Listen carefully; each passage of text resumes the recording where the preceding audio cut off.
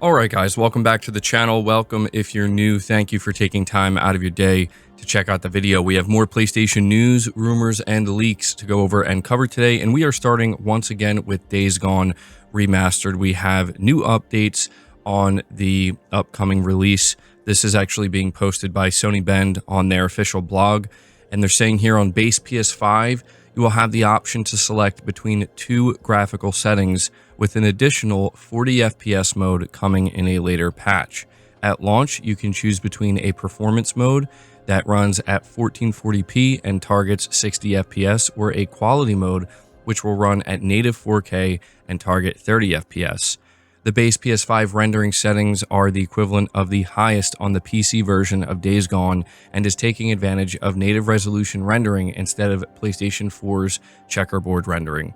On the PS5 Pro, you will have the option to select between three graphical settings with an additional 40 FPS mode coming in a later patch.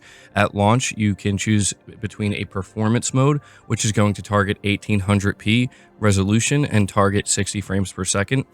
They will have a quality mode, which is actually going to be running at 2880p resolution and target 30 frames per second. And for those who are wondering, that's actually 5K resolution, so it's actually above 4K. And then they have an enhanced mode, which will run at 1584p, targeting 60 FPS with PSSR enabled. They say here PS5 Pro quality will super sample down from above 4K. So yeah, that should be pretty interesting. I don't know how many people are going to be playing the quality mode on PS5 Pro, but if you do, you're actually going to get a super sampled resolution that's higher than 4K. And they say here all modes for both PS5 and PS5 Pro output at 4K. And so, yeah, I think people were kind of wondering what to expect with this remaster on both PS5 and PS5 Pro, and it sounds pretty good here. I like the fact that there are three different modes to choose from on the Pro. I want to check out the quality mode, just see how good that resolution looks, but I think I'm going to go for the enhanced mode, which is going to enable PSSR. It'll be really interesting to see how Bend implements that. But yeah, we're just a couple days away now from Days Gone Remastered. Let me know if you're planning on playing it. Next up, we're talking about Marathon. So the closed alpha invites are officially out, but there's been a major change announced by Bungie. So originally, the way it was supposed to work is if you got into the Marathon alpha, you had to sign an NDA, which basically means you could not talk about it, you could not show any footage, you had to keep it completely private. Now, they did a 180 on this and announced that there will be no NDA, and the reason for this is actually quite interesting. It seems like, according to a report from Paul Tassi, Bungie leadership is feeling quite nervous about the situation. So he says that he was talking to a few sources, and he lists a few bullet points that kind of led to them deciding to drop the NDA. He says here the closed alpha exists truly as a technical test ahead of the launch. They didn't want it open now to everyone because they need to limit the number of players so things don't totally break. The next thing he says here is that Bungie did the NDA assuming things would leak given the scope of the test, but as long as it would be somewhat limited, it would be good enough. The third thing he says here is after the reaction of the gameplay reveal, leadership was nervous, but they tried to reassure teams. Ultimately, they figured it would shift the narrative if the NDA was lifted. I'm also seeing a ton of codes go out, plus friend codes, so I wonder how many alpha denials are even going to happen. It does in fact seem to have helped. Next up, he says here there will be an open beta, likely in August, much closer to launch, where you will be able to pre-order its various editions ahead of the September 23rd launch. And then finally, he says at this time, as everyone assumes, Marathon costs $40 in the vein of Helldivers 2, you simply cannot pull the trigger this late on suddenly making a game free to play, even if it's a common complaint. Not that it's the plan anyway at this point. So I just thought this was worth kind of covering here because, you know, we're seemingly getting a little bit of insight into what's going on behind the scenes at Bungie. You can't blame them for feeling pretty nervous after the reveal of Marathon because the opinion of, I guess, most players is pretty split, right? I mean, there is quite a bit of positivity. I have absolutely seen people excited for this game, but there's also way more skepticism and just flat out negativity. The thing that really stands out to me, and I would say makes me the most nervous as somebody who's just kind of completely in the middle on this game, is the fact that apparently Bungie is treating it like, yeah, we're just still going to mold this game and let players mold it, even though we're just 5 months away from release. I did see some people suggesting that maybe Bungie should just rebrand this game as early access. But, you know, we'll continue to monitor Marathon and see what's going on with it because, yeah, it's going to be here before we know it. Moving on to the next topic, we're talking a little bit about Phantom Blade Zero. This is a game that I know many of you are excited about.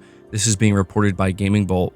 And it says, speaking to Games Radar, developer S Games spoke about how Phantom Blade Zero's various aspects have been inspired by Devil May Cry, Dark Souls, and even Resident Evil. Where Devil May Cry was the inspiration behind combat, the Souls franchise is where the studio is taking its cues for a level design.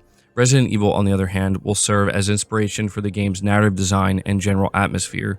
On the Souls title level design side, we are definitely a fan and inspired by the pre-Elden Ring interconnected tight level design, said a representative from S-Game.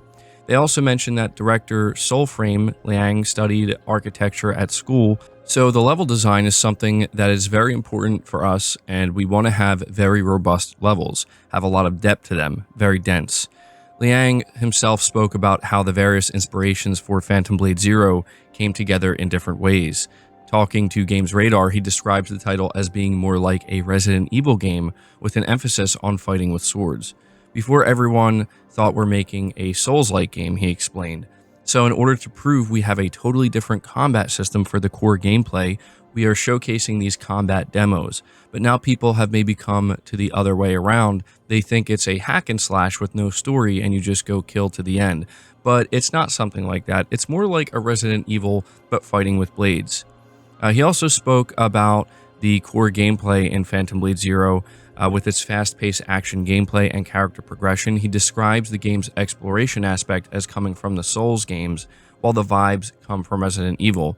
Anything that is useful and good for us to make our pillar a playable kung fu movie with exploration and character progression, we'll make use of it, he said. Whether it's exploration from a Souls game, or vibes from Resident Evil, or combat from this hack and slash game, we'll take that and bring them together, but the overall experience is still very coherent. It's not ripped apart from something else.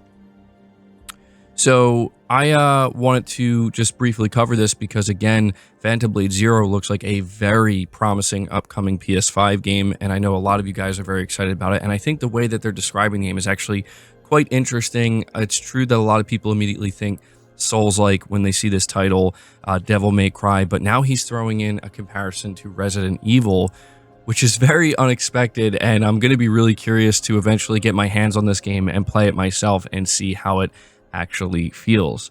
We're going to move on to the next topic here, which is briefly talking about Xbox, as we have Microsoft gaming head Phil Spencer making it known that there are actually more Xbox titles that are going to be revealed in 2025 and released in 2025.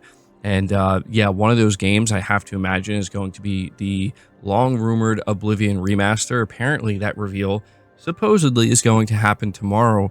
But yeah, I thought this was worth kind of going over because we see that Microsoft for the first half of this year has just been kind of like, you know, churning out games very consistently. And so it seems like that's not going to slow down.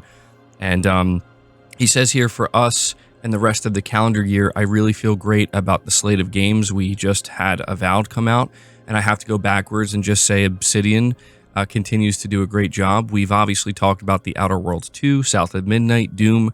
There's more stuff, some stuff that's unannounced, and I'm walking in my head to make sure I don't leak anything. And so that's basically what he said. He is, you know, I think no doubt kind of teasing more game reveals at the upcoming Xbox showcase. We do know that this is going to be the first Xbox showcase where they're going to just flat out show the PlayStation 5 logo for games that are going to be releasing, you know, on PS5 as well. So yeah, if you have been, I guess, satisfied with the output of Microsoft thus far, that's seemingly going to continue going into the second half of this year. But guys, that's going to do it for today's video. I hope you enjoyed it. I hope you found it informative. If you did, be sure to leave it a like, subscribe to the channel if you're new, hit the bell notification icon, and feel free to share this video out on top of all that. But until next time, guys, take care.